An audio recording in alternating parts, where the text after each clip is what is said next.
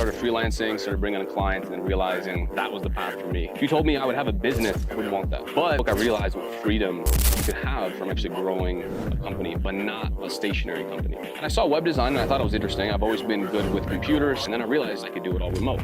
And the whole process was pretty much systematized. If I needed more clients, I just turned on an ad and I got appointments in my calendar. Boom, just closed more clients, and that was it. So all my YouTube videos came from just people asking questions in the community. How many people are in the community now? Over 1,400. That's sick. That's so sick. What's up, guys? I am here with Mr. Pavlo. Pavlo, where are we at in this world right now? Medellin, Colombia, good sir. Medellin, Colombia. Our favorite place. Our favorite place. We've been like all over the last couple of years. I feel like this is a long time coming because you and I have been connected for 3 or 4 years now. I think you first messaged me, you were in Mexico. I think I might have been in Colombia, and we're just connected. And your journey over the last few years has been so fucking inspiring, bro. Like I feel like I saw the rise of Pavlo, and I think a lot of people are now seeing it. And I think people that are from the outside, they probably think overnight success. I might be wrong, but you're the number 2 affiliate for High Level. That's right. Number 2 affiliate for a $1.5 billion company, which is absolutely insane. The only thing I hold Pavlo up is that he has not been to a High Level event yet. That's true. So we got to go this year. This is the year. Traveling. This is the year we're going. I've gone back-to-back years. So, we gotta go. Dude, I want to dive into your story, how we got to where we are today, tips for people that want to get into the affiliate marketing world, or just make money online, because you and I live pretty epic lives, and I think both you and I want to help people live this type of life. Let's take it back, bro. 5, 6, 7 years ago, when you finished school. I know you didn't go to college, right? Like myself. I went for 2 years. You went for 2 years. Did you finish? I finished. I have an associate's degree. Okay, so that's good. Yeah. You're above where I am, which is good. So what school did you go to? I went to ECC, so this is a school in Buffalo, which is where I'm from. I was going to transfer to another school, but I got into digital marketing, got into web design, just started my entrepreneurial ventures, started freelancing, started bringing on clients, and then realizing that was the path for me. I learned more from 6 months of doing a trial run of let me see if I can figure this out than I did in school for those entire 2 years. So let's take it back really quick. At what point during your school career did you figure out, okay, I don't want to finish the next 2-4 years of school? Yeah, so pretty much my last year even of school. So I didn't even want to go to college, but the thing is, I come from a traditional family. I'm Ukrainian. I was born there. My mom migrated, basically sacrificed everything. Same thing with my dad. Started over in America. We're swapping floors, grinding 2 jobs, so I didn't really see them after I got home from school. So I felt that duty to my mom, who was also telling me and kind of pressuring me, hey, you should go to school. You want to become something. You want to become someone. And the last thing I wanted to do, even though I didn't know what I wanted to do, I knew I didn't want to be a loser, because it's a failure to my whole family and everything that they gave up. So I went to school, and after about the first year, I started realizing that this might not be the path for me. What were you studying? In the beginning, I was doing some computer science, and then I ended up switching to just liberal arts because I wanted to explore different classes, and I wanted to just take random classes. Like I took art class, and then I took acting class. And obviously, if you're constrained to 1 degree, then you just either have to take math or science or whatever. But I wanted to do everything. So yeah, I ended up switching. So then at what point, 18, 19, you started getting more in the agency space, or was it before, right around COVID? What point did you okay, and was the agency your first entrance to making money online? Yeah, man, so that's a good question. Actually, 2017 is when I started my company. Wow. So a little bit ago. 7 years. But just because I started my company doesn't mean I was really successful or knew what I was doing at all. I mean, I started reading books probably for a year before I started my company. So I started reading a lot in 2016. And that's when I started understanding that I have to give myself an education. And 2017, I started, and I was just a freelancer. So I was doing websites, and then I was learning SEO. And that was my entry into entrepreneurship. And the only reason that I even started that is because I needed a vehicle to apply all the knowledge I was learning in books. I knew that I learned hands-on. So for me to just read business books, and for me, and also working online and traveling and being a digital nomad wasn't really a thing like it is now, right? Making money online, it's just non-existent. Right. Really. So I read The 4 Hour Workweek. That was a great book as well. Yeah, I love it. Yeah, so that was kind of my entry. I just made a list of everything I definitely don't want to do and everything I'm good at, and and then everything that I have skills in as well. So I had this list, and I was looking at everything, and I just decided, web design is not a bad career. We're going to get to that in a second, because I love the 4-Hour Workweek. I don't know about you, but I was reading at a time where 4-Hour Workweek was didn't make any sense, because I come from 40-hour work weeks, seeing my parents grind just like you, Eastern Europeans, right? And then the 4-hour work week and you're rich. It's wait a second, I thought you're supposed to work more. I thought rich people work more than poor people. And it never made sense to me. But the one thing that Tim Ferriss planted the seed with for me was virtual assistant. Like he was one of the first people to like Yes. talk about Yeah, he was big the on that. VA world, right? And I was just like, I mean, at the time, again, didn't, and none of that made sense. So, what books besides 4 Hour Work Week did you get into that you would recommend people to get into? How you got into the space? Yeah, so that's definitely a good entry point. And 4 Hour Work Week too was not just about, I think, making money, but it was also about defining what being rich actually meant. I was never into business. I didn't want to become an entrepreneur. I was a parkour athlete, dude. I was a gymnast. I just competed. I just wanted to do flips. I just wanted to travel, and that was it. If you told me I would have a business, I wouldn't want that. You know, to me, business meant you're just some guy in some corner office working 100 hours a week with a suit, and you hate your job. But with that book, I realized what freedom you could have from actually growing a company, but not a stationary company, right? So that's the biggest thing that I took away from that is just defining where I want to go and what my dream is. So other books though, it depends on your stage. You know, it depends on where you're at and where you want to go. There's different books I can recommend, but if you're just getting started, I mean, Magic of Thinking Big was huge for me as well, because that one allows you to adjust your thoughts and actually think bigger. I didn't think it was possible. For me, no one around me did that. 10K a month, even like 6 figures a year, I didn't know anyone. Like, dude, I didn't even see $1,000 in my bank account until I was like past 20. It was big one. Psycho-Cybernetics is a good classic. So those are probably the top 3 you can start with. So then we go back to you got into the web design world, and then you thought to yourself, I can probably get clients. My question to you is, did you buy a course, or how did you really learn to dive into that world? Yes, actually, initially it was YouTube. I just realized that web design in my school, they actually had it under a catalog of degrees and like different things that you can get. And I saw web design and I thought it was interesting. I've always been good with computers. And then, like I said, I was taking some art classes and I just enjoyed them. I just liked it. It was fun. So I thought, okay, what if I can combine the two? And then I realized I could do it all remote, hypothetically. And then I started doing the math and I was, thinking, okay, how many clients would I need to make a full-time income, like 4K a month, just so I could travel full-time? So that's what initially attracted me to it. I didn't really take any courses. Courses also weren't that big. YouTube wasn't that great. So I actually learned how to code. So I learned how to write HTML, CSS, JavaScript. Like I was getting into programming. Like that was like the space. Was your goal to like get a job in that world, or maybe try to program your own? In the beginning, because I wanted 2 options. I wanted to have a real skill and then also try my hand at business. But I wanted some kind of skill that I can still monetize in a job if I couldn't figure it out by, I think 30 was the date that I had set. Like I'm going to try my very best in 20s, take all risks. And then if I still don't have it figured out, at least I'll have a high paying job. And programming was that job. When did you get your first client? So in my first year, my first client was $150. I was working a security job and it was just one of my coworkers. He had a photography business. Wow. And I charged him $150 and I just built him a basic website on WordPress. That's so cheap. That's and crazy. Yeah, it's wild. Yeah. And I did everything myself, right? Yeah. So my first year I got 3 clients. That's how great of a entrepreneur I was. But you obviously you were working security job, is that what you said? So then you had 3 clients. And then did it feel real to you? Did you feel like, okay, there's something here? Because 3 clients is obviously not a lot, but was it like in your head, all right, this is possible, there's something here? Like where was the turning point in that year that you could do this?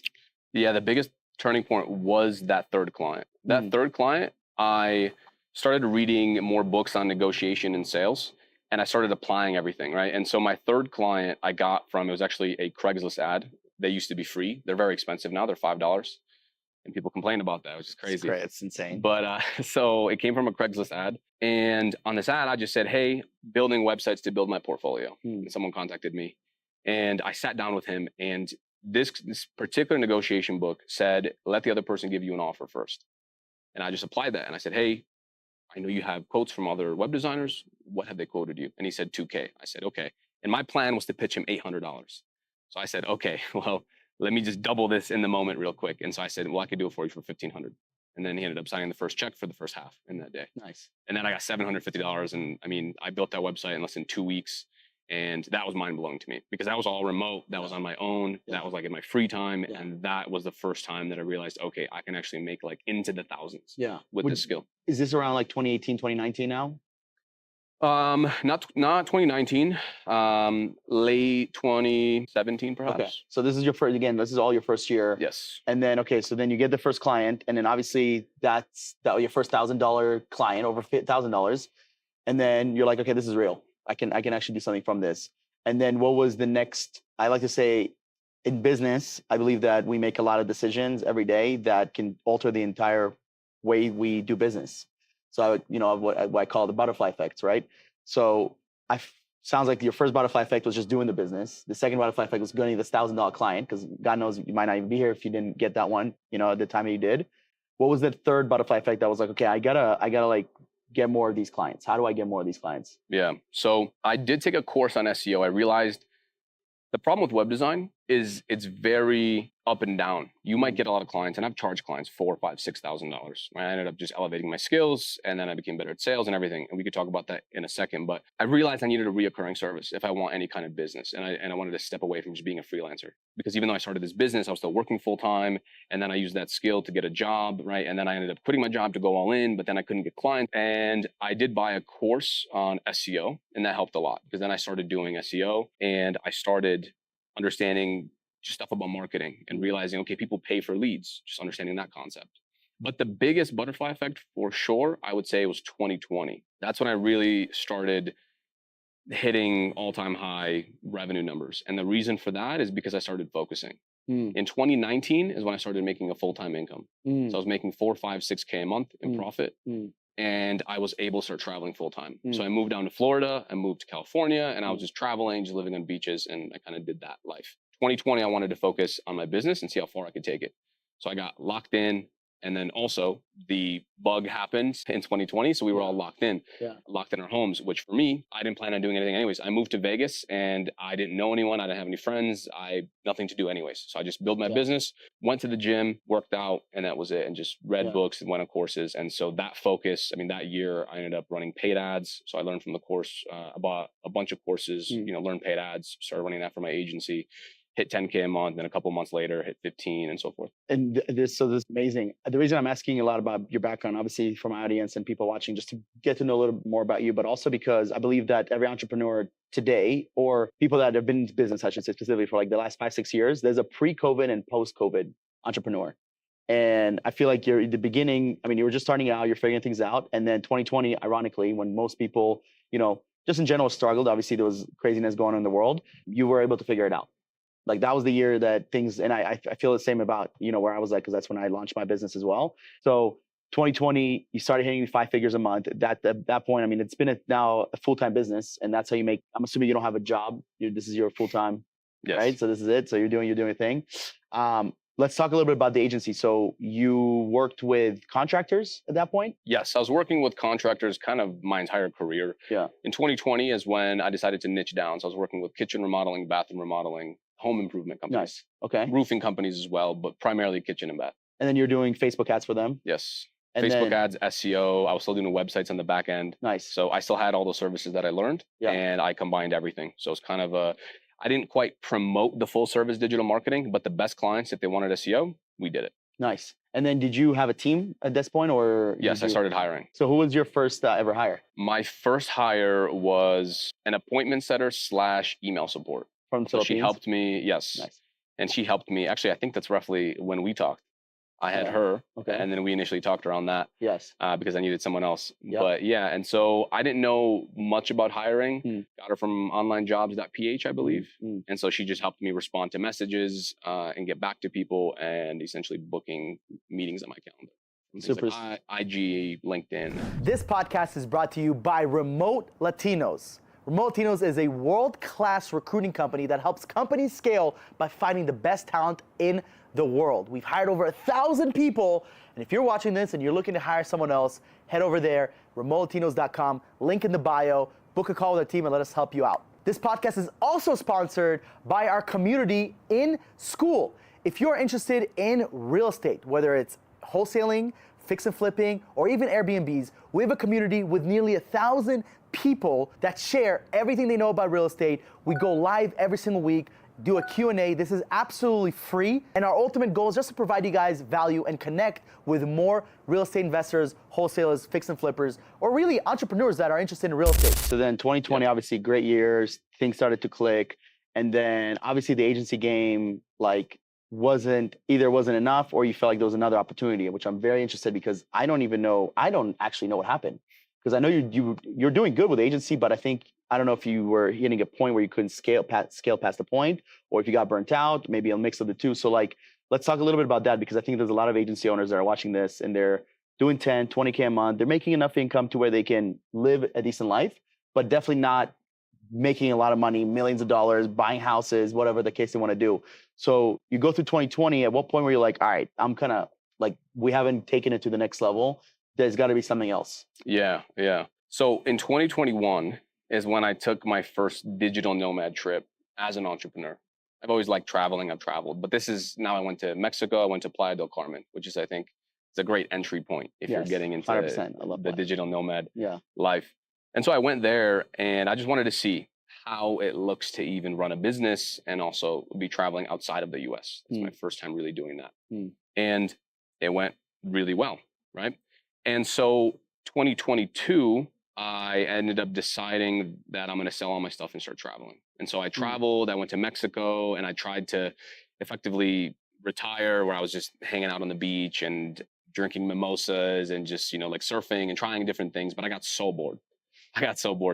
I think the biggest thing is deciding on what purpose you want the business to serve. And for me, I didn't actually want to grow it to 100K a month. I didn't want to make 7 figures with the business. I liked where I was at, man. I was making 20K a month in revenue, 15K a month in profit.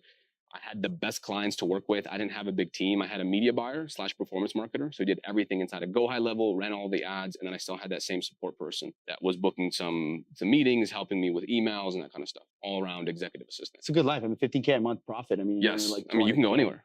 Literally. Yeah. Like you can go even in anywhere. the US, like you can travel around the US if you wanted to. And the whole process was pretty much systematized. Yeah. And I didn't really need, if I needed more clients, I just turned on an ad and I got appointments in my calendar. Boom, just closed more clients and that was it. I realized I didn't want to scale past that because then I would have to grow a team and that would cut into the profitability and so forth. When I came to, exactly. Yeah. And then it would end up being more work. And Yeah. at the time, I just wanted to have a better lifestyle. When I came to Medellin here is when I started networking with a lot of other agency owners. So I went through that. I go through these like cycles where I'm scaling and I'm in growth mode. And then now I sit back, I'm going to travel a little bit and enjoy everything that I built. And so I did that. And then it was a time for muck mode again. And I came here and this was my muck mode place. 2022 or This is 2022, I believe. Okay. And that's when I came here and started networking and just met all these agency owners that are massive, doing 7 figures a year and so forth. And I started asking questions about their team structure and how they run their business and everything. And I realized I actually don't want that. And I realized that this doesn't sound fun at all because what you don't hear is that they're making 100K a month. They have a business partner. Okay. That's your income divided in half. Plus how much of that is profit? 30%. Right. That's pretty standard in the agency space. So that's 30K a month in profit. You have a business partner, you're making 15K and you have this massive team, all these clients to service. You're making as much as me, except I'm chilling. I just have amazing clients, amazing services, virtually no churn for the clients that ended up signing up for the multiple services. Like if we're doing SEO, web design, and Facebook ads, very rarely does a client cancel. If we're just doing Facebook you're ads, all in one. Yes, exactly. If they're just doing Facebook ads and it's their first time running ads, sometimes after 3 months, 4 months, 5, 6 months, especially in my niche too, 100%. with contractors, they get booked up. Yeah. So if they're doing, they can only handle so much work. Their projects are so high ticket. So what we saw was clients would stay for 3, 4 months, then they would pause for 2, 3, 4, 5 months, and then reactivate again, and they would work in cycles as well, which is fine for us because I just keep them on Go High Level. They pay $300 a month, and then whenever they're ready, we bill them again the $1,500, which is our service fee. And then just start going from there. So I just kind of realized that I didn't actually want to scale my agency. And then I started asking, okay, well, what do I want to do? And so the way I started, and this is leading into how I started the whole affiliate game, which wasn't even that well thought out and planned. I just went into a bunch of Facebook groups of agency owners and just started posting about lessons and about just posting what I learned, just giving value posts, and I had nothing to sell. And they started getting a lot of comments and likes. And out of those people, I would just jump on Zoom calls. So I would just see like if someone needed help, I thought maybe I'll do some one-on-one consulting and make some money for fun, but I've never charged a dime. I would just jump on Zoom, I would help people, and that was it. And then I realized High Level had a pretty good affiliate commission structure, and some of these people didn't use High Level. So I said, oh, okay, this is while I was on Zoom. Okay, well here, just use my High Level link, and then I'll just give you all my automations that work well for me. And that started working very well. And that's essentially how I started in the affiliate game. So that was not the plan. That was like, it happened almost by accident, would you say? Yes, but it came from good intentions. I just wanted to help. And Yeah. I thought maybe in the future, Yeah. if people want to pay me, because I also had people asking me how I make money and how Yeah. I travel, my friends back home and everything. But yeah, I just wanted to jump in and share what's worked well for me, Yeah. and it ended up obviously birthing this awesome business that I love, and that was the early days. I Yeah. just talked to everyone one on one. Then I had so many people that I was doing one on one calls with that I decided to do a group call, and then I started building out a course, and I made it more structured, and I genuinely just gave away everything, and then I went all in on YouTube and everything, and then everything started. I love that. We're going to break some of this stuff down because I believe in karma, first off. So I believe if you do things on a way where you give back and you just do it because you want to actually help the person across the screen or the people across the screen, it's going to come back to you in a good fold, right? I think it's literally how I started my VA business. The guy, funny enough, Eric Fosnat, who we both know very well, he was my first client, right? And he needed a VA, and I was like, I think I know someone, and let me figure it out. And boom, his VA from 3.5 years ago is still with him today. She's getting paid, I think, 4 to 5x what she got paid, many years ago. It's amazing. And it was on accident. Like when I say on accident, it's literally I did not mean to start that business. I mean, and it sounds like the same thing for you because I just wanted to provide value to someone, and I was like, maybe there's something here. And then now we've placed almost 1,000 people. You know what I'm saying? And now we have an app and all this other stuff, which I'm really excited about. But so I'm so interested in this. So you started hopping on consulting calls. You obviously gave away a lot of your stuff, and I think that is, as a coach, a lot of people hold back. Like so many people in the e-com space, agency space, they just hold back. They're like, I'm gonna give you everything, but the one ad that actually helped me get clients, the one ad that.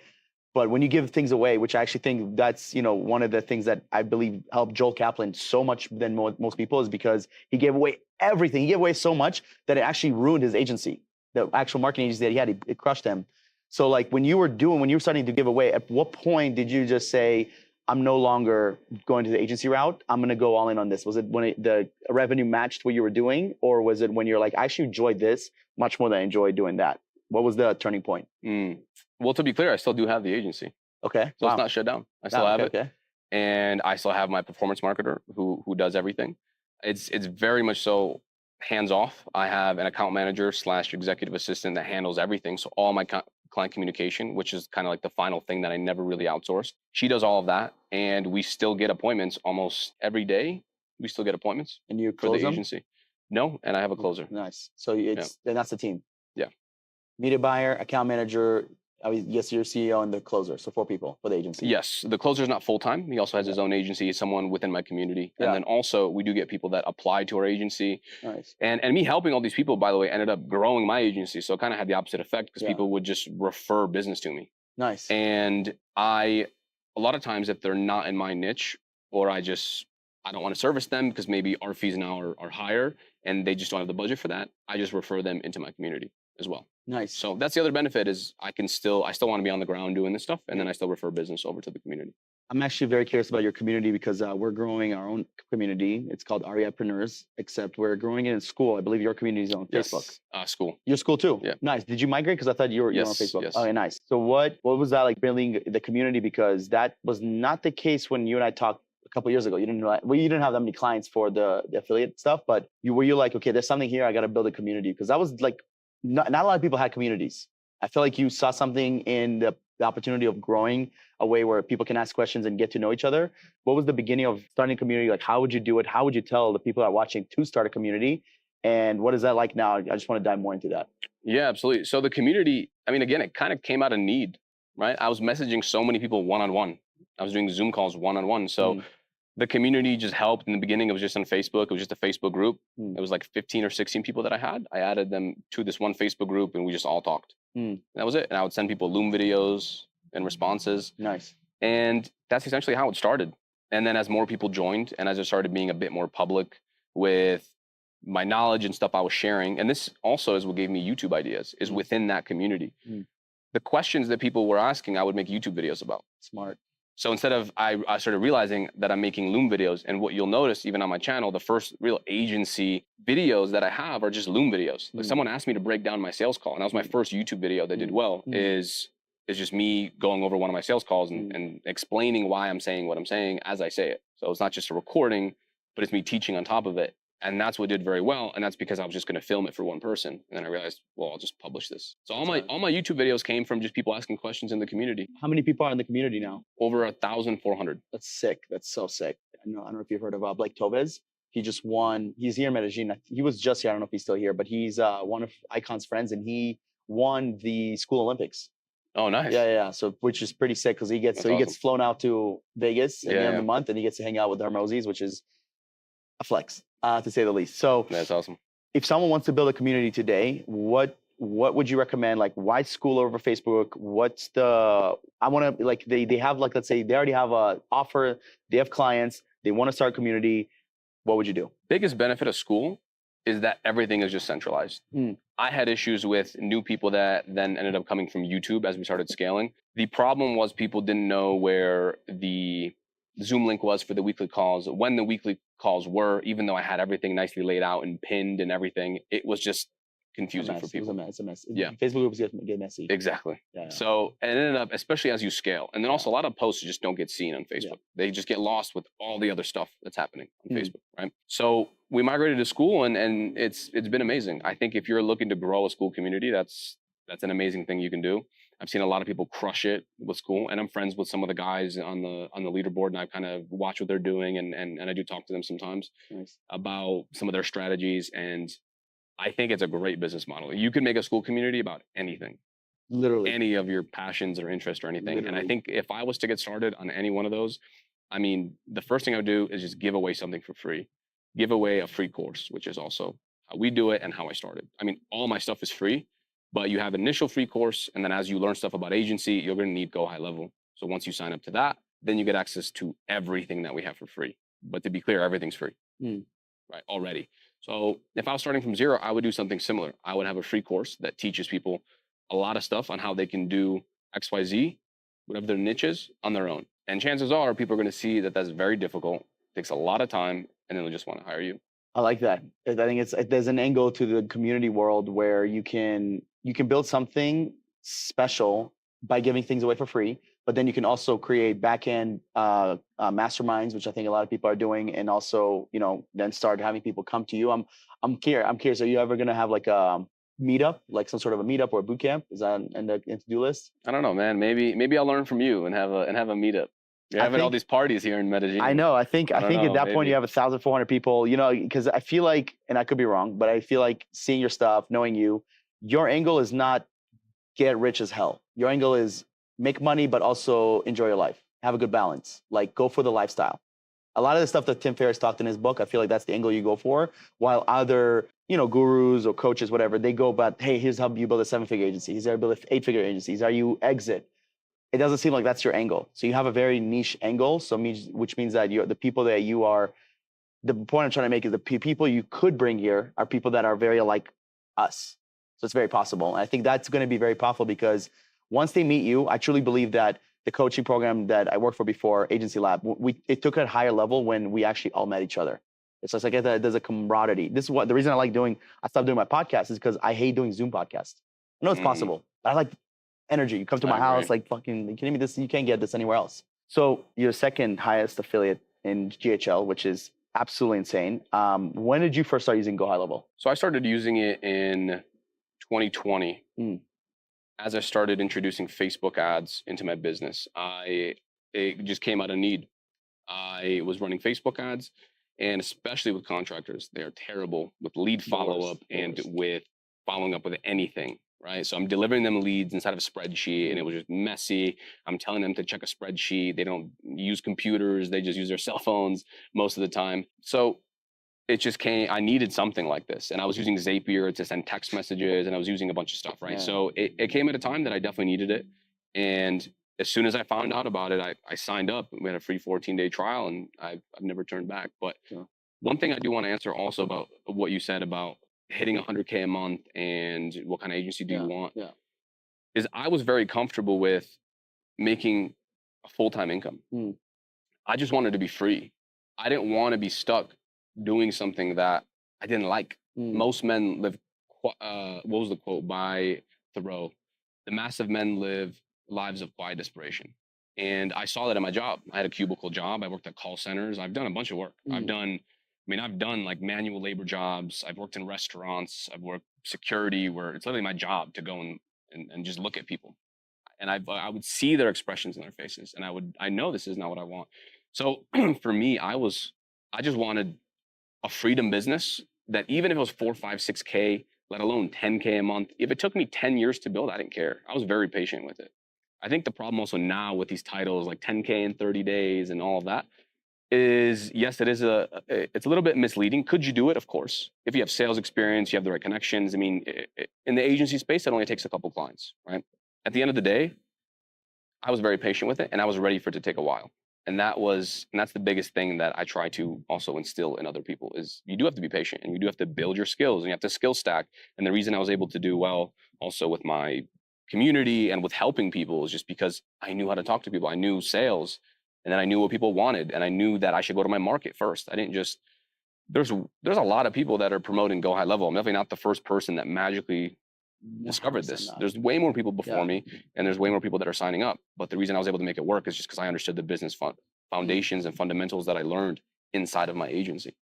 So if I didn't have that, I wouldn't have this, right? And that's the biggest thing that people need to understand, I think, is You earned it's it, a process. and you earned it. Like you didn't just start teaching what you just teach and didn't do it yourself. Like you did it, and then now you're able to actually get people the value. Because if you're hopping on calls in 2017 and trying to teach people sales, marketing, it's like that would not have happened. But you put in 3 years, 4 years, 5 years. 2022, you've been doing business for 5 years, right? Whether it was good or not, first year only 3 clients, okay, but then you started learning. It's just it's the fact that you showed up, and most people didn't, and then you stuck with it through COVID, which I think is huge. And then you were able to blow up to where you are today. And I want people to understand that it takes time. You've been playing the patient game. I'm playing the patient game. We're still in our 20s. So we both realize like, man, the thing you just said with that quoting, and say that quote again, the Thoreau quote. The massive men live lives of quiet desperation. When you said that, I'm just thinking of all the older men in my life where I see every day they got good at the wrong thing. Exactly. Ty Lopez says that, and I love that quote. He's like, that's true. one of the biggest things you got to be scared of is getting good at the wrong thing. Like being good as a chef is cool and it's important. Yes. But you're probably going to be broke most of your life. That's the reality of this. Unless you build a business and you understand the business fundamentals, it's probably what's going to happen. So you got into high level, and then obviously you're using it with your clients, and then you started giving it away on your consulting calls. You started seeing income coming from it. At what point were you like, oh, there's something here? Because it takes time. You're not making that much money from high level until you have as many people as you have now, and probably a little bit less. But like, at what point you're like, okay, hold up, there's something here where there's a huge opportunity here. I'm curious because this was not the talk that we had 2 years ago. Like, I don't think you were going towards the affiliate model. Yeah. So it's funny because in the beginning, yes, I was losing money. Well, I was losing time because I was helping people, but I don't really count that as losing time. I was helping. I was trying to figure it out. And I was just surveying the marketplace and seeing maybe what my next possible step is. And the best way I know to do that is just to go talk to people and just to try to help, see where I can fit. So I didn't know exactly what it was, but I knew that was the next step. And in the beginning, yes, I was losing money because I hired an editor. I then hired a short form person. So that's an extra expense. And then now I'm being taken away from my client work. And I didn't have an account manager, right? So we also had a couple clients leave at that point just because I'm spending way less time on it. They send me an email. It takes me a week to get back to them, 2 weeks to get back to them, right? And it happened to other clients too, but they just have worked with me for 2-3 years. Like I've had clients that have been with us for 3 years and been paying over $1,000 a month for that long, right? So the biggest, I think I realized around by the end of Q1, maybe midway through Q2 of 2023, I knew this is what I wanted to do. And it's because I just enjoyed helping people so much. It felt right. And then by that point, I was making roughly around a full-time income. What would you say, Roy? So I'm not sure exactly, but I was making over 4, 5, or 6,000 a month at that point.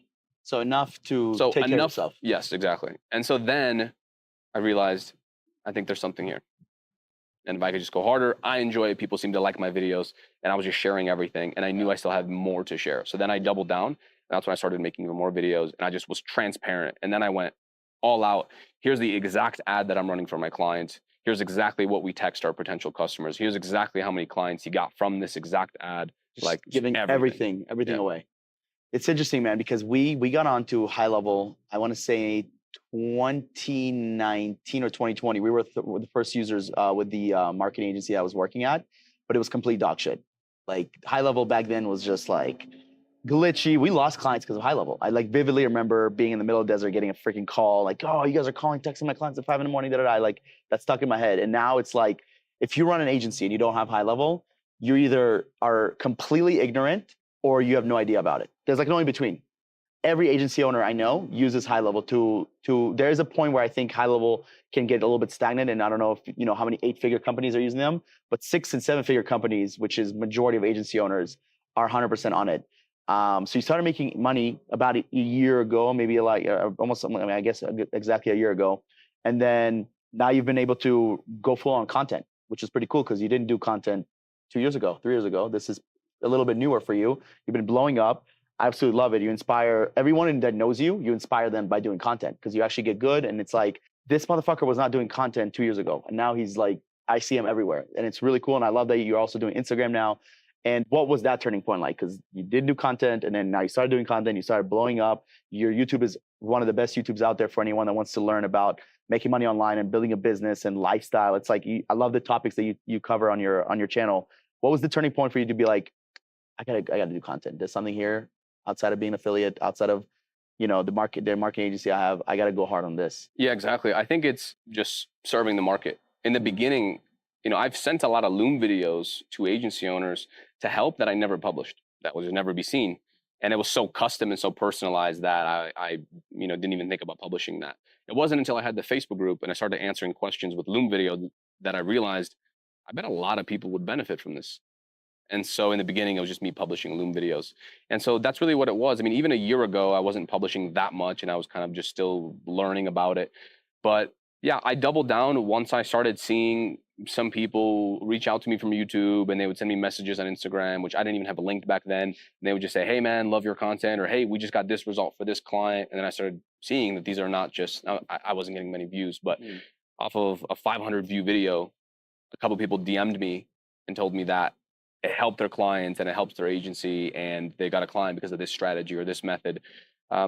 It showed me that it's not about the view count, and people are genuinely getting help from it.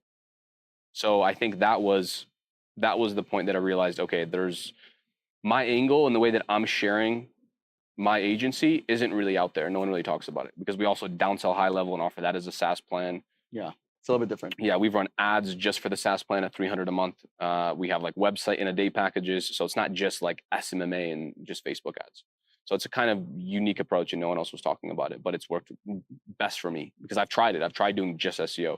I've tried doing just high ticket websites, right? I've tried doing just Facebook ads. So then would you say it just didn't work, or is it more like you wanted to do a package that makes a little more sense? Well, it did work because I still made money, but it wasn't as long term as I wanted, right? If I have a client, yeah, exactly. Most agencies, I mean, what do you think churn is like? 3 months, 4 months? No, I think that's insane. It's 1 month. The average agency owner has a client for a month. Really? Yeah, 100%. I didn't know that. Yeah, 100%. Okay. You're thinking Well, about that's terrible. You're basically Well, I'm telling you that all the agencies I know, it's a 1 month. The good, it's about 3-4 months. The great is over 6 months. That's like the one. That's like so rare. You've got to be in the space for 2 things are happening if you have clients over 6 months. You've been in the space for a long time and you know exactly what you're doing, or you're really cheap. That's usually what the 2 instances. So the churn, I'm assuming is you're like, I don't want to sign clients and then they leave 2-3 months later. Exactly. I want to keep people as long as they are here. Interesting. So I got one golden nugget I got from this conversation so far is obviously growing the community. Your own school, so shout out to school, is to give something away for free. Another golden nugget I got so far is the way you create a lot of your content. I don't know if it's all your content, but a lot of your content has come from your audience telling you, they're struggling with a certain point, and you would create a Loom video, and you're like, I'm going to share this. If someone wants to get into the affiliate marketing world, because it is a pretty attractive offer, high level, still super young, and I do have actually backfire to you on that because I do want to challenge you in a second. But if someone wants to get into the affiliate marketing world, how do they start? Because they're like, I don't really know marketing that well. I don't know Facebook ads, SEO. Is it something that you recommend? Hey, start there, learn how to do the agency, and then get into affiliate marketing? Or do you think in today's day and age you can actually start as an affiliate marketer? So that's a good question. I think, well, the first thing is I never viewed myself as an affiliate. I didn't just get in to be an affiliate marketer. Sure. I was helping people. Yeah. And out of everything, I was coaching people. And that was it. The affiliate offer was just a way to monetize that. That benefited me and that benefited them because it's free. So that's essentially how I stumbled into it. And then that became my main model, right? So I think if you're starting today, you would need some kind of unique angle and you would need to show something that you've done. I think if you are starting from zero, this is also what I believe, your efforts are much better just even getting SaaS clients or doing the agency space. Like if I lost everything today, I would do agency again. I wouldn't necessarily just do affiliate because in all my videos, I explain things that I've done and I've explained my experiences and my processes and my systems and everything. But if I didn't have that, what would I talk about? So I think if you want to make money ASAP, then I would do agency. And through that, I would document that. And then what you find works with your clients, I would just share that with an affiliate link. And you can also monetize with many different affiliate products and strategies. So maybe if you booked your first client, I would make a video about that and then just share what softwares you used to book that first client and then monetize that way and then link them all in the description or have them all in a spreadsheet with your affiliate link. And that's how I would make money with affiliate, but I would focus on the agency. Okay. Interesting. So you would recommend someone starting with like an actual business rather than going to like as a high level affiliate? I mean, I would say for two reasons. Not one, because it's pretty hard. I wouldn't say it's a hard sale. You don't make that much money from high level being an affiliate until you have a lot of clients. And also, what type of value do you provide besides the software? Because if you just recommend the software, but they don't know anything about it, they have no automations, no systems, they have nothing is in there. It is a completely useless software if you don't know what you're doing with it, because there's so much going on there, right? So here's my challenge to you. High level is incredible. I love it. I've been to both events, unlike someone here. But I mean, obviously the founders, and they're really cool guys. I love the community. I love, even last year, man, the speakers they had on there. I mean, Cody Sanchez just blew my mind. They had a bunch of other people, but the one that stuck to me was Cody. Let's say a high level gets bought out today, and then they pause the affiliate model because right now it's ran because of what has brought them this far. Right. What does Pavlo do? Is Pavlo going all in on the coaching model and he's like, okay, I'm going to become a coach for these agencies? Or is it like maybe there's another software I can go into, move all my affiliate people there? Because whether you like it or not, you're an affiliate marketer, and it is what it is, right? Like I didn't think I was going to be a recruiter, and I am, you know? Right. So like, if high level gets bought out, like what would be your plan? Yeah. So at the end of the day, I think it's all value exchange. And I think I've spent so many years building these skills that, I mean, I'll never be broke. And I realized that once I learned websites and a little bit of programming. I'll never be pushing a broom. I'll never be unclogging toilets. I'll never be working at McDonald's because now I have skills. And that was it. And so honestly, I think I can enter any market, and if I'm focused enough, I'll figure it out. And I think in this situation, well, I would do two things. I would double down on my agency and just start running way more paid ads. That's a great model. I have all the staff for it. And I would just build a school community and just keep doing what I'm doing. I'd have a paid school community, and I would just charge a monthly subscription, and I would keep doing what I'm doing. I also love the coaching. I couldn't ever step back from that. Now I like it a lot. I like the downside of my niche is everything's so high ticket, right? A kitchen, 70,000, and you're making your client so much money. And it's cool, but they don't ever really say thank you, right? They never actually tell you that you're doing a good job. Change my freaking business. This is right. And at the end of the day, I think this is true in all agency niches. Right? A client doesn't ever call you because they want to say good job. They call you because there's something wrong. Something needs to get fixed. Something's down. And on the month that you did really well, they just don't text you. Okay, he's doing his job, right? And that's it. So I enjoy that fulfillment from it. Because I'm so used to grinding. Yeah, the coaching. Yes. I'm so used to just grinding and having no feedback and just making more money and, having my lifestyle as the reward. That's cool. But I think at the end of the day, also, this is something that I share, is you only have to get good once. Like you only really have to learn sales once, and then you can kind of sell anything. So I'm sure you can go work at a car dealership anywhere and make six figures, make 10K a month. If like the internet or something, you couldn't be a high ticket closer. You would crush it, right? And so would I. So we have the skills, and you can't take that away. So at the end of the I day, like that. that's what I would focus on. Yeah. I would just keep building. Yeah. What's your plan to be the number one affiliate for High Level? Well, I guess you'll have to see and find out. I love it. I love it because I know. I'm sure. I mean, you're number 2 on the board. You're so close, right? Sir. So that's a damn good feeling. What's been like? What's been a fulfilling moment for you with the agency world? Because you're coaching people versus the agency clients that don't are a little bit less grateful. I can definitely see that be a trend. Do you feel like you get thanked more? Do you feel like it's like, man, what's when you say it's more fulfilling? What is more fulfilling about it? Because you're helping both people. You're helping one person with kitchen, the other person with the agency. Like what does more fulfilling mean? More fulfilling means when you have someone go from zero to making their first $1,000 a month online. That is that aha powerful moment that also I shared in the beginning of my journey, because then it's possible. That is the most powerful thing. People that just start making money and they weren't doing it before. They're making 1,000, 2,000. I mean, we have one guy that went from 0 to 12K a month, I think in around six months, which is insane. Insane. That's crazy. Like most people go to school and that's almost doctor level money. He did it in 6 months, right? So that is super fulfilling. I love that. And just I talk to people every day, and it's cool to hear their experiences. And people send me DMs of clients that they sold and all this. And so I like seeing that. It's cool. I love that. Do you feel like do you want to push more of like the digital nomad lifestyle? Is that something because of where you are? A lot of people coach on what they are, right? Because that's what you know.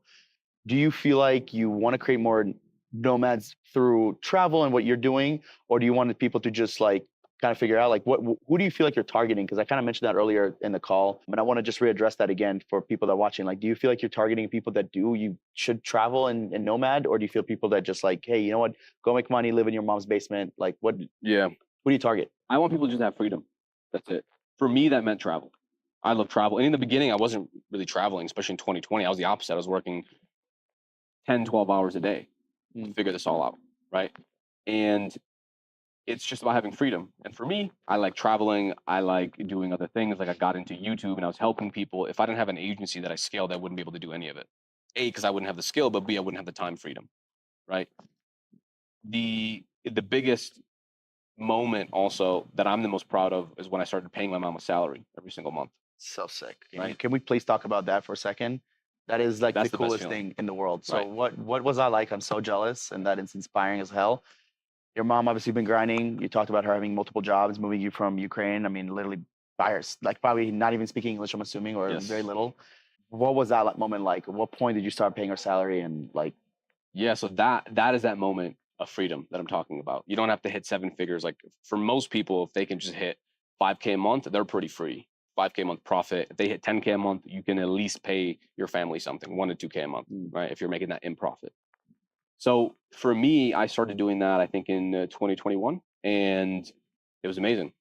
But I was sending her money here and there. And then I think it was last year where it was like consistent every single month. And I mean, the year prior, it gradually increased as I started increasing my income as well. And is that just to cover her basic necessities? Yes. In the beginning, yes. Yeah. Now it's more than that. Yeah, nice. The past year and a half, I mean, it's been more than that. But nice. Yeah. So you're taking like is she? Would you say she's retired or is she like? She's not retired. She still works. Nice. And that's so cool, man. And like, do you want to fully? I'm assuming the goal is to fully retire her. Yeah, of course. Do you have a number in your head of what that looks like? Have you guys talked about that? Yes, she's very close to retiring in her job. She only has a couple years left, and so she just said, she wants to stick it out. Yeah. And plus, she's worked with the coworkers for a long time and everything. So it's a little bit different, yeah. Yeah, it's a bit different, but yeah, we've talked about it. Nice. And I think it's her idea. She wants to wait a couple years. Yeah. And so obviously by that point, I mean, she's going to be, getting paid a 6-figure salary. So I'm sure he already knows, dude, but she's got to be so fucking proud because, dude, like moving from like, I wouldn't say Ukraine is a third world country, but it's definitely not USA, right? So moving from a country that obviously is going through a ton of stuff now, ton of stuff when you're a child to here to, you didn't take the route that she probably wanted you to take, I'm assuming. and then now you're paying her salary. It's like it's the coolest, like, thank you for bringing me to this world, and now I get to do whatever the hell I want. I have a little bit different relationship with my mom. It's very similar, I would say, but it's different in a sense because mine, when I retire her, it's gonna be like, I fucking told you. I told you all this stuff when I was a freaking kid. And I feel like every day I feel like we're getting closer and closer. So it's the coolest thing in the world, man. To me, it's not about making money, it's what you do with your money, right? Which is one of the charities that we have here. And we want to, last year we raised close to $30,000. Yeah, it's awesome. We want to do double that, $60,000. And I like challenge all my rich friends. I'm like, dude, you're rich, fucking go donate $1,000. Like I want to literally change we live here, we take so much from this country, why not give back? So that's obviously one of the missions that we have. So, as we wind down, dude, learned a lot. Your story is crazy because you've been doing this for a while, man. It's cool to see someone that has just stuck out to it, because I feel like I've been doing it since 2018. You saw it in 2017, and we're here now. It's like a full circle. And I told this to Jana, who I did a podcast with last. Do you feel like you're just getting started? Of course, man. This is Feels just like the beginning. It feels like we've just built up to this. Yeah, of course, man. I feel like I'm just in the foundational, like, baby steps. Yes. Right. I mean, we're both still in our 20s. Yeah. So we are in the grand Yeah, scheme of things. yeah. This is nothing. 100%. Right. And that's what a lot of people also don't realize. They think that they don't make it, or they don't get their first client in 30 days, 60, 90 days, whatever. That's it. Yeah. Right. But 100%, man, I feel like this is the beginning, and I'm just learning. I'm just starting to get better at content, and I'm just starting to figure things out. That's what it feels like. I love it. Yeah. Do you let's say, how old are you today? 28. So we're same age. 28-year-old Pavlo knocks on the door of 2017-year-old Pavlo. So you must have been, what, 22 years old? Mm-hmm. What do you tell that Pavlo? Learn sales, though. Is that the first thing? Like, go learn sales? Yes. I was too focused on programming and the technical side of things. Mm. Had I learned sales earlier, I would have just made more clients. I would have made more money. I would have gotten more clients. I would have been able to make a full-time income earlier. Because I'm not by nature a salesperson. I'm more of a back-end, like, Systems. tech guy. Exactly. I like that stuff. Yeah. Now, I end up liking sales as well, but I didn't really know, like, what sales properly was. I thought it was kind of like a suit and tie, like used car Car salesman. sales. Yeah. Like that was my image of it. But once I realized, I also love philosophy. So once I learned the Socratic method, which is just asking questions and then solving that, it was, it was amazing. It was night and day. It's crazy once you learn the sales process, how things can change. I've noticed that with my sales guy. Like, he closed a deal today, he closed Nice. 8 deals last month.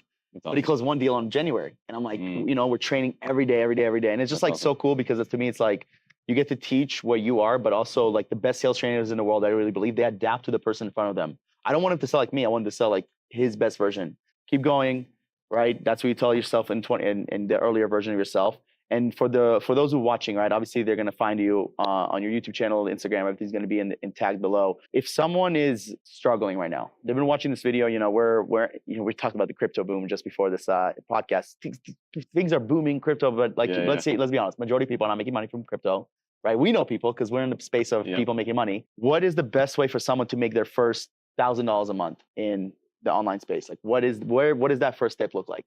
I don't think it's just about making your first 1,000, but making your first 1,000 in profit, also in monthly reoccurring revenue. Because you can make 1,000, right? But it's different when you make 1,000 in drop shipping. And even if you do make that in profit, what happens if the Facebook algorithm changes, or what happens when your product dies out? Right, refunds. Yeah. And so, you can still transfer those skills, so it's good. But that's why I like the agency space so much, is you can pivot that into so many other businesses. I did it, right? You did it. You started an agency sales, and now you're doing what you're doing. And I'm sure you learned so much from that company, and how much that agency grew that you also apply to yours. And I think the best way to start, honestly, is just cold calling. People hate doing that, but I think if you sit down and you cold call, you hit 2 birds with 1 stone. A, you're prospecting and getting clients, but B, you're getting very good at sales. So by the time you have them on a Zoom demo call, it's easy, because cold calling's hard. And I think that would be the best way. Start offering something like website in a day, which, by the way, is just like a copy and paste, like high-level website. You just slap their logo on it. It's very easy. You find people that don't have a website. You tell them you built them one.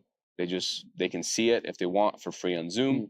And then you jump on Zoom. You take a high-level template of their niche, and then you just put their logo on it. I love that. And then you just bring them through the sales process, and then Easy. it's a couple $100 a month. I That's mean, it. how many clients do you need to make 1K? And that's reoccurring revenue. And how long will they stay? I mean, forever. And then your website, right? Yeah, exactly. And then I would also add in like the same thing you can do on business.facebook.com. You can see if someone's running ads. So they might. Exactly. I would say most businesses now probably have websites.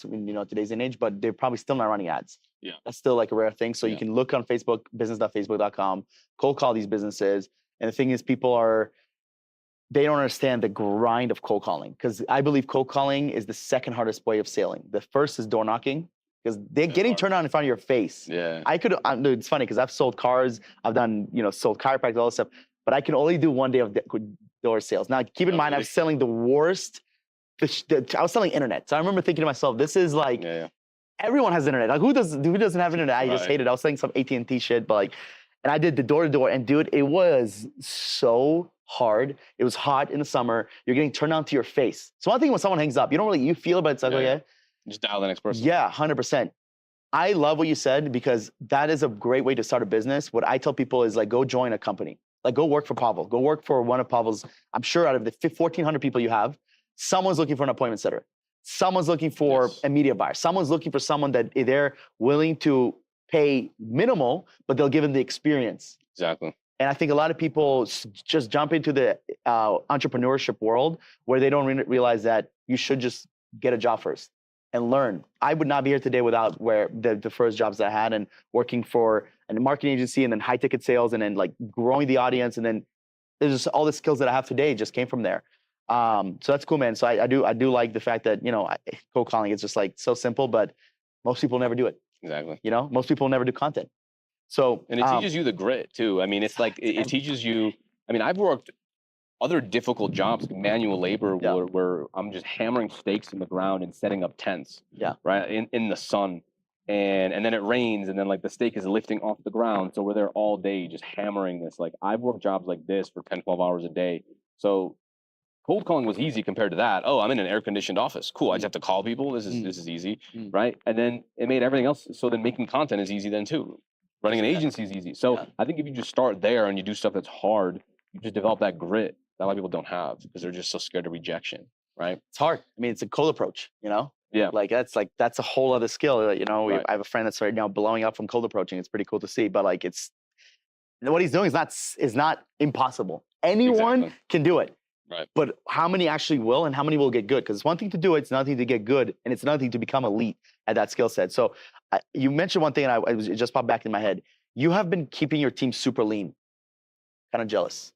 But I also in my head, I'm like, it's hard to build something really crazy big with a lean team. Like I think you can build a profitable business, make 7 figures. But I think when you get to like the $5 to $10 million range and even beyond, it's kind of hard to build it with a 15-person team, 20-person team. It's you have to get the level. How much do you guys in your coaching program, how much do you talk about like hiring and hiring the first person and like keeping your team lean?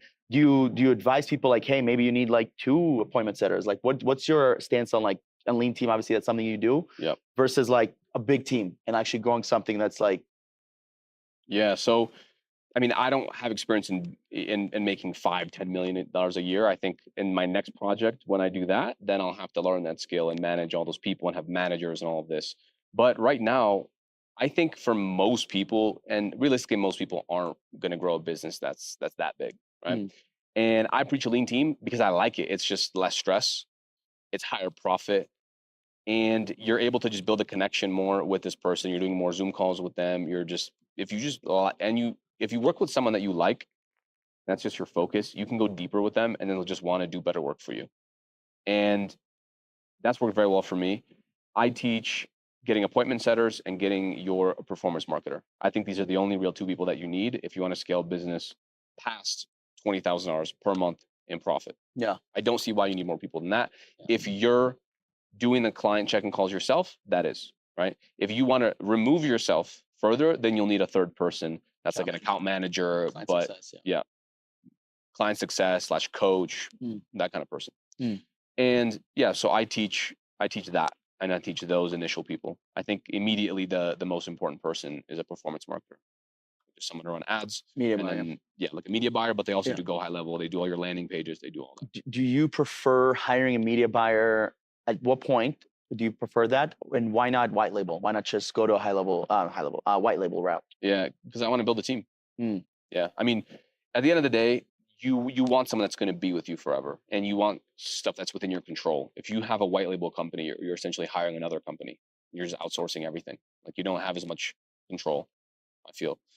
And if like I have an employee that I can, or a contractor that I can send him like a course that I purchased for him, and he can go through it and he can get better, or we could jump on Zoom, just hash out ideas, and I just like that more. Mm. And then I can give him a raise, and it genuinely changes his life. That's cool. So building a team inside. Cool, man. We've hit an hour. I don't know if you feel it or realize that. We've been crushing it. Nice. My last question to you is this, and I forgot to ask Jana this, but now it popped in my head. I'm gonna ask every person this is what's one thing you believe in that most people would call you like crazy? They'll be like, I can't believe that this is your belief here. I think Naval Ravikant, I think he defined rich or wealthy as someone that just doesn't need to go do something they don't want to do. And I think we can all achieve that. That's kind of what I preach, which is freedom. That's it. Might be 3-4K a month and just travel the world to one person. It could be 100K a month to someone else, right? But I think anyone can achieve that. I don't think you need to be a massive entrepreneur with all these entrepreneurial skills and want to have this grit and to want to grow a multi-million-dollar business. I think if you're just willing to work and put in the time, I think anyone can make a full-time income minimum and just travel or maybe just spend more time with their kids. I love it. Whatever Mr. Pavlo, this was a pleasure. I'm excited to see you number one in the affiliate board. I'm excited to be like, I know that motherfucker. I remember when he was not even on the board. And I believe that it's just a matter of time. It's not a matter of if. And obviously the people are going to find you, IG, YouTube. You talked about next projects, which I'm excited to, maybe have you on in the future and you can share with the rest of the world where you're at now. And dude, let's make 2024 the best year yet. Let's do it, brother.